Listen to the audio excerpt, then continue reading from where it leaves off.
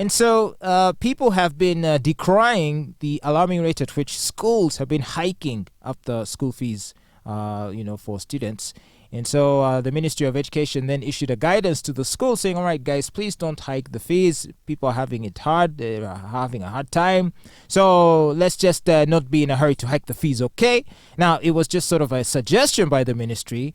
But, of course, the school said, yeah, whatever. And they kept hiking up the fees. So they proposed a mechanism by which there would be a statutory way in which you could enforce the non-hiking of school fees. Except for one thing.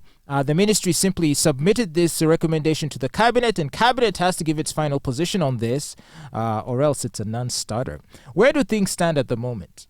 Where we're standing right now, parents are going to have to bear the brunt of school fees because cabinet has not even looked at the suggestion yet. They haven't even looked at the suggestion. They haven't looked at it yet. So, and kids are going back to school next week. No, after next week, but some have already started reporting. So parents are going to go with that.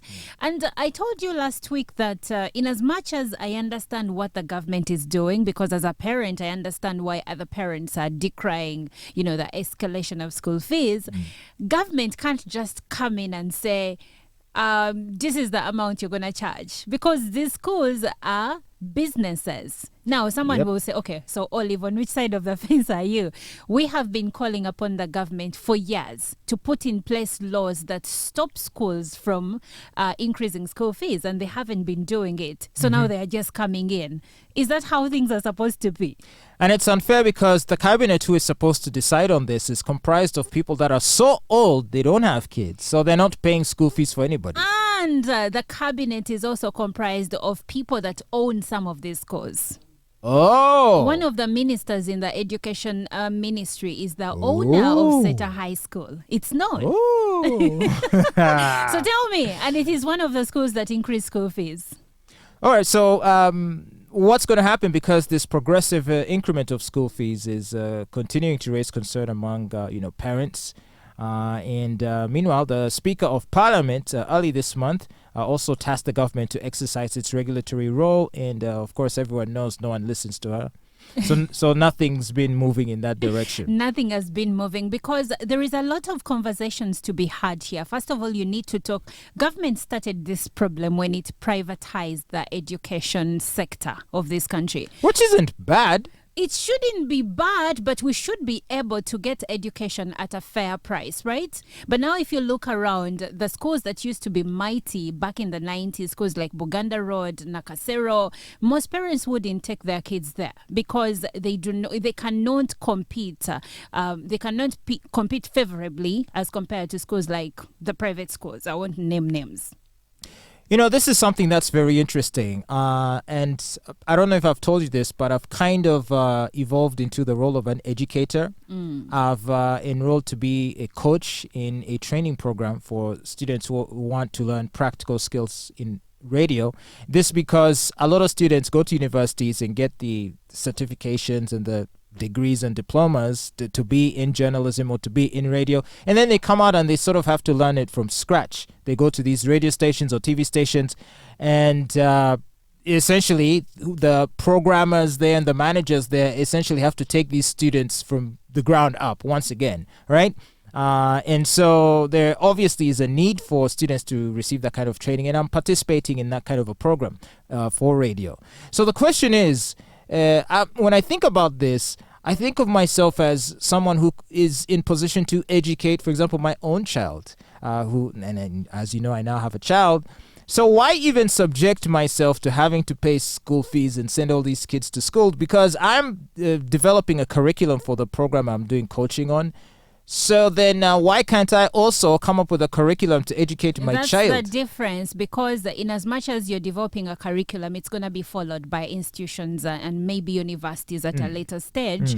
If you want to develop a curriculum for your child, you will have to start from scratch, because be it international curriculum, be it local, it is somewhere already. So you will have to start something new. That's why most parents cannot just say, I will educate my child. Because even if you're going to homeschool, you need to get that material from somewhere, material that has been already developed by someone else. No, you can find it all on YouTube for free.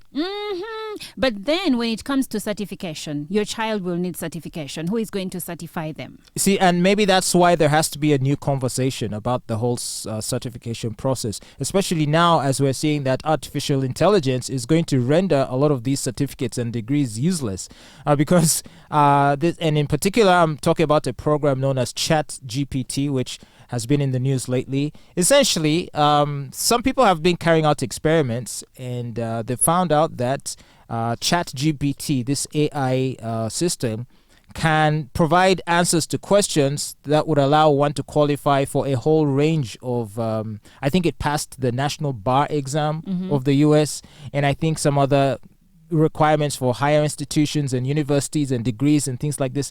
So, what is it even going to mean anymore to say you were certified if you could have just sat at a computer, used ChatGPT to generate all of the answers, and you come out with your certificate but with no knowledge? With no knowledge, but when you come to work, you're already teaching people to have practical skills, right? So you will come, you have the certification, you don't have the knowledge. Well, what is certification? The only certification for example, in this office, the only certification I've ever looked at is yours. And it's not because I cared for it, but because it was a requirement for us to obtain accreditation by the Broadcasting Council. Yes. It was part of a requirement to obtain the license that I had to have someone who is a qualified journalist. But here is the thing. Even going back to ChatGPT, there is someone who developed it, and that person probably went to MIT or some other prestigious or probably school. dropped out if they did. Or maybe dropped out. But you see, when you say people dropped out, for instance, Mark is usually fronted, the owner of Meta,